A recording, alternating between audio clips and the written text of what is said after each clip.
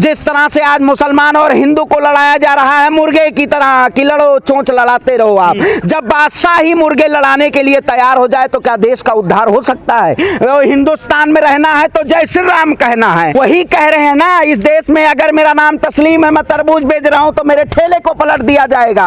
अरे ये कानून अंधा है क्या? ये न्यायपालिका अंधी है? कार्यपालिका, विधायिका, पत्रकारिता इनको दिखाई नहीं दे रहा है? ये दलाल के समय दलाली करने का काम कर रहे हैं। अगर एक देश में पत्रकार अगर खराब हो जाए तो उस देश का 10,000 आतंकवादी के बराबर एक पत्रकार खतरनाक होता है, क्योंकि उसी पत्रकार के द्वारा देश में तोड़ने का काम किया जाता है। स्ट्रीम मीडिया आप देखे तो होंगे कि स्ट्रीम मीडिया में जिस तरह से एक हिंदू एक मुसलमान खड़ा करके देश में तोड़ने का काम किया जाता है। आरएसएस गुंडा पालने के लिए हम दें, मतलब मस्जिदों पर झंडा फहराने के लिए दें और अपने 2 बच्चों को बेरोजगार जगाएं? इस देश को, युवाओं को ये मस्जिद की तरफ भेज रहे हैं। हम कह रहे हैं मैं मंदिर निर्माण करा रहा हूं और देश को, युवाओं को कह रहे हैं आप मस्जिद जाइए, भगवा फहराइए, आप वो 5 वक्त के हनुमान चालीसा पढ़िए। अरे तो क्यों नहीं मुस्लिम धर्म अपना लेते? आप ढोंगी होते, अगर हिंदू के नाम पे आप होते तो हिंदू की रीति रिवाज से आप कार्य करते ना। जिस तरह से आज देश में धार्मिक मुद्दों को भुनाया जा रहा है, आप बताइए, वही गांधी का देश है, अहिंसात्मक आंदोलन देश में, रघुपति राघव राजा राम, पति तपावन सीताराम, ईश्वर अल्लाह तेरे नाम, सबको सम्मत दे भगवान। भारतीय जनता पार्टी के शासनकाल में आज सबको सम्मत, मैं कहता हूं आरएसएस, बजरंग दल और हिंदू वाहिनी को सद्बुद्धि देनी चाहिए। जिस तरह से इस देश में धार्मिक उन्माद फैलाया जा रहा है, आप बताइए, जब उत्तर प्रदेश का चुनाव आता है तब भारतीय जनता पार्टी हिजाब का मुद्दा मार्च में लाती है और 4 विधानसभा चुनाव को चुनाव जीतने का काम करती है।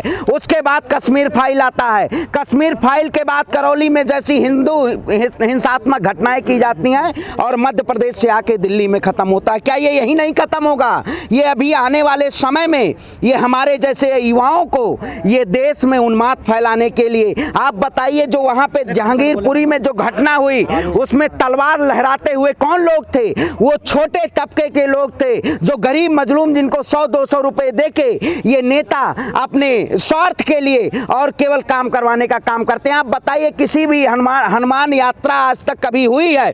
मैं कहता हूं रामनवमी की यात्रा होती है, हनुमान जयंती की यात्रा आज तक नहीं होती है। लेकिन कुछ ये संगठन जो हैं, ये धार्मिक उन्माद फैलाने के लिए और एक सामाजिक सौहार्द को, जो सरकार राम राज्य की कल्पना करती है, राम राज्य के शासनकाल में, क्या इस देश में जिस तरह से आज मुसलमान और हिंदू को लड़ाया जा रहा है मुर्गे की तरह कि लड़ो चोंच लड़ाते रहो आप। जब बादशाह ही मुर्गे लड़ाने के लिए तैयार हो जाए तो क्या देश का उद्धार हो सकता है? तो क्या हिंदू जो है वो शोभा यात्रा भी नहीं निकाल सकता? हिंदू शोभा यात्रा, मैं भी हिंदू हूं, लेकिन आप मुझे कहेंगे अब वो ढोंगी हिंदू नहीं हूं, फरेबी हिंदू नहीं हूं, हिंदू के नाम पे झंडा नहीं फहराता हूं। आप बताइए, कोई भी वीडियो मुझे दिखा दीजिए। इस देश में हिंदू और मुसलमान की बात है, आप हिंदू हैं, मुस्लिम हैं, या मैं हिंदू हूं? क्या इसमें लिखा गया है किसी उसा में? आप जैसे कुरान की आयत पढ़ते हैं तो उसमें अध्याय सूरा होता है, उसी तरीका से हम रामायण पढ़ते हैं तो उसमें हमारा अध्याय चौपाई होता है। अब चौपाई अजान हनुमान चालीसा पे इस देश में सियासत होगी,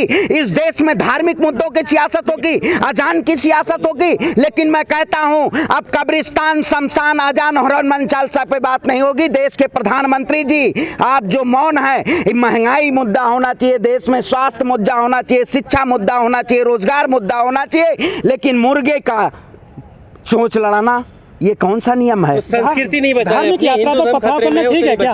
आप बताइए, आप बहुसंख्यक हैं और आप ही डर रहे हैं इस देश में।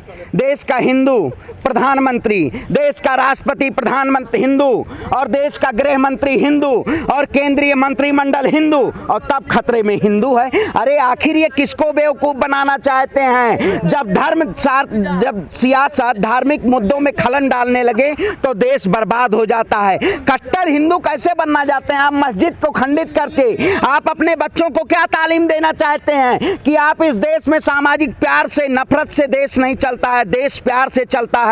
ये सामाजिक सौहार्द को आप बताइए, कोई भी मुसलमान का आप वीडियो मुझे दिखा दीजिए, नाराए तकबीर लगा के वो मंदिर पे जाके हरा झंडा फहराया हो, दिखा दीजिए आप मुझे, मैं एक्टिज्म करना छोड़ दूंगा। नहीं दिखा पाएंगे, क्योंकि वो लोग डरे नहीं हुए जिनकी संख्या कम है, वो डरे नहीं है, लेकिन भारतीय जनता पार्टी जिनकी संख्या ज्यादा है उनको कह रही है आप डरे हुए हैं। जहांगीरपुर में फिर पथराव किसने किया धार्मिक यात्रा पर? देखिए, वो सैटेलाइट के द्वारा दोनों पक्षों में निष्पक्ष की बात होती है, सच्चाई से किसी एक विशेष समुदाय को कि अगर प्रशासन ने हाथ उठा दिया यहाँ से पत्थर आया तो उस घर पे बुलडोजर चल जाए, अगर प्रशासन ने हाथ उठा दिया कि यहाँ से पत्थर आया तो उसको जेल की सलाखों के पीछे डाल दिया जाए। अगर एक समुदाय विशेष के एक समुदाय को आप टारगेट करके और इस देश में आप कहेंगे न्यायपालिका अपने कार्य कर रही है तो न्यायपालिका काम नहीं कर रही है। सैटेलाइट के द्वारा आप देखिए कहां से पत्थर आए, किस तरह के, इसकी निष्पक्ष जांच होनी चाहिए। जिस तरह से इसको भुनाया जा रहा है दिल्ली के मुद्दों को पूरे देश में, क्योंकि आने वाला 4 राज्यों का चुनाव है। मजार का भी वीडियो आपने देखने लगा है ना कि ये मजार खोद के मंदिर स्थापित कर रहे हैं। अरे आप बताइए इस देश में क्या करना चाहते हैं आप लोग? गए होंगे, एक वीडियो वायरल हुआ, कुछ लोग कह रहे हैं कि हिंदुस्तान में रहना है तो जय श्री राम कहना है। हिंदुस्तान बोलने के लिए इनके मुंह में जुबान नहीं है, लकवा मार गई है। अरे जय श्री राम के नाम पे उन्माद करना किस धर्म में लिखा हुआ है? सांस्कृतिक मुद्दों के नाम पे उन्माद करना किस धर्म में लिखा हुआ है? लेकिन मैं कह देना चाहता हूं कि ये भारतीय जनता पार्टी जिस तरह से देश को तोड़ो की राजनीति कर रही है, अब लोग जोड़ो की राजनीति करेंगे। और जहांगीरपुरी में जो भी इसका दोषी हो, चाहे हिंदू हो चाहे मुसलमान हो, उसको देश की सलाखों पर जेल। तो प्रशासनिक कार्रवाई से पहले ही कहने लगते हैं एक तरफा कार्रवाई, तो वही कैसे करेगा? वही कह रहे हैं ना, इस देश में अगर मेरा नाम तस्लीम है, मैं तरबूज बेच रहा हूं तो मेरे ठेले को पलट दिया जाएगा और मंदिर मस्जिद पे जाके भगवा झंडा फहरा दिया जाएगा। आखिर ये कौन लोग हैं? हम हिंदू हैं, हम ब्राह्मण कुल से आते हैं, लेकिन क्या हम हिंदू मुस्लिम के नाम पे नहीं, हम वही भारत को देखना चाहते हैं जो भारत एक सांस्कृतिक और सामाजिक और न्याय और अधिकार के लिए, एकता अखंडता संप्रभुता के लिए जो जाना जाता है, वही भारत की स्थापना के लिए दोबारा। लेकिन भारतीय जनता पार्टी ये उससे नदारत होकर एक देश में तोड़ने की राजनीति करना चाहती है। अच्छा पांडे जी, पूरा जो बवाल चल रहा है दिल्ली एनसीआर के अलावा उड़ीसा तक पहुंच गया है बजरंग दल का और ये हनुमान जयंती को लेकर, इसमें नुकसान किस धर्म का ज़्यादा हो रहा है? इसमें एक विशेष समुदाय को नुकसान। आप बताइए, अगर घर हमारे जलेंगे तो यहाँ का मेरा मकान थोड़ी है, सभी लोग आएंगे। अगर एक भीड़ में अगर कोई पत्थर फेंक देगा, उसमें भीड़ कोई उन्माद ना हिंदू ना मुसलमान देखती है। क्या आप लगता है इसमें आपको कोई देख लेगा कि हम हिंदू हैं या मुसलमान हैं?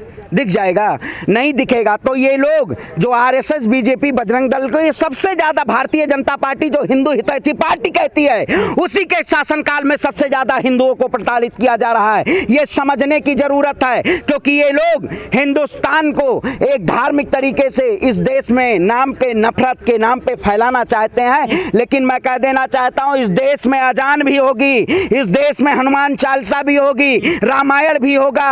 और जो लोग ऐसे धार्मिक उन्माद फैला रहे हैं, राज ठाकरे जैसे लोग और कपिल मिश्रा जैसे लोग, इनको जेल की सलाखों के पीछे, सोनू सेठ कौन है? इनको जेल की सलाखों के पीछे भेजना चाहिए। आप बताइए, कह रहा हूं वही एक ही कम्युनिटी के लोगों को, जो लोग उन्माद फैला रहे हैं, जो कहते हैं कि ये इसी धर्म के नाम पे बस यही लोग पत्थर फेंकते हैं और कोई पत्थर नहीं फेंकता। वीडियो भी तो है, आपने देखा होगा, एक मध्य प्रदेश की घटना आई है, कुछ लोग कह रहे हैं जिसके दोनों हाथ नहीं हो, जिसके पैरों में रॉड पड़ी हो, आखिर वो कैसे पत्थर फेंक सकता है? जो दूसरा के हाथ से निवाला खाता हो, वो अपने हाथ से पत्थर कैसे फेंक सकता है? अरे ये कानून अंधा है क्या? ये न्यायपालिका अंधी है? कार्यपालिका, विधायिका, पत्रकारिता, इनको दिखाई नहीं दे रहा है? ये दलाल के समय दलाली करने का काम कर रहे हैं। अगर एक देश में पत्रकार अगर खराब हो जाए तो उस देश का 10,000 आतंकवादी के बराबर एक पत्रकार खतरनाक होता है, क्योंकि उसी पत्रकार के द्वारा देश में तोड़ने का काम किया जाता है। स्ट्रीम मीडिया आप देखे तो होंगे कि स्ट्रीम मीडिया में जिस तरह से एक हिंदू एक मुसलमान खड़ा करके देश में तोड़ने का काम किया जाता है। पांडे जी, कुछ धार्मिक जो लोग हैं वो कह रहे हैं कि 4 बच्चे पैदा करिए, एक आरएसएस को दीजिए, एक मंदिर में दीजिए, एक सीन, और उसमें मतलब क्या वो रीतम राय जी की बात कर रहे हैं? हाँ। रीतम राय जी के कितने बच्चे हैं? वो कब पैदा करेंगी 4 बच्चे? हैं? कब पैदा करेंगे? रीतमरा जी कब पैदा करेंगी 4 बच्चे? भाई बताइए। हाँ, तो कब पैदा करेंगी? हम इंतजार कर रहे हैं। आप 4 बच्चे पैदा कीजिए, 2 आरएसएस को दीजिए। अरे हम अपनी संतान को क्यों देंगे दूसरों को? आप बताइए। आप संतान को, आदमी एक संतान पुत्र रत्न की प्राप्ति के लिए, हमारे भगवान श्री राम मर्यादा पुरुषोत्तम, ठीक है, उन्होंने पुत्र रत्न प्राप्ति के लिए राजा दशरथ जी ने मक्षेत्र मखौड़ा में यज्ञ किया, तब खीर की, उस अग्नि से खीर की उत्पत्ति हुई, तो उनके राम वो हुए, राम लक्ष्मण भरत शत्रुघ्न। ठीक है, तो नहीं मैं कह रहा हूँ, तो वही रीता महाराज जी कह रही है ना, तो उनको भी कुछ कर लेना चाहिए। क्या वादे में साधु संत है क्या वास्तव में? ये नहीं, साधु संत नहीं, ये ढोंगी हैं। ये ढोंग के नाम पे देश में नफरत फैलाना चाहते हैं। रीतम्भरा जी को कम से कम 4 बच्चे पहले पैदा करने चाहिए, तब वो कहें देश के हिंदुओं को 4 पैदा करो, 2 आरएसएस को दो, अपने पास रखो। आरएसएस क्या है? आरएसएस गुंडा पालने के लिए हम दें, मतलब मस्जिदों पे झंडा फहराने के लिए दें, और अपने 2 बच्चों को बेरोजगार लगाएं? अरे ये देखिए, ये जो चोला पहन के, अब बजरंग मुनि को आप क्या कहेंगे? संत कहेंगे? हैं, क्या कहेंगे? संत कहेंगे? तो ये संत के नाम पे चोला पहन के ये देश में तांडव करने का काम करते हैं। ऐसे लोगों के खिलाफ कार्रवाई होनी चाहिए। और ये जो चोला पहन रहे हैं ना, चोले के आगे क्या है, चोले के पीछे क्या है? तो इनके चोले के पीछे अपराधी है। अच्छा। हाँ, ये अपराधी लोग हैं, इस देश में धार्मिक उन्माद फैला के, लेकिन कहना चाहते हैं विनाश काले विपरीत बुद्धि। अब भारतीय जनता पार्टी का विनाश हो गया है। और जी, हाँ, मामले जो प्रकाश में आ रहे हैं, बयान जो देते हैं कड़वे बहुत ही, जो कोर्ट है सूरत संज्ञान क्यों नहीं लेता ऐसे लोगों पर? मैं वही कह रहा हूँ, कुंभकर्ण की नींद सोया हुआ है देश का सुप्रीम कोर्ट, हाई कोर्ट, कार्यपालिका, न्यायपालिका, विधायिका, पत्रकारिता। आप जैसे पत्रकारों को सलाम है कि आज देश की आवाज के लिए आप माइक लेके पहुंचते हैं, लेकिन ये जो लोग स्टूडियो में बैठ के ये मुर्गे लड़ाने का काम करते हैं, कुछ दिन बाद ये भी आ जाएगा कि मोदी जी के जो संगठन के लोग हैं वो कहेंगे मुर्गा 5 बजे नहीं बोलेगा।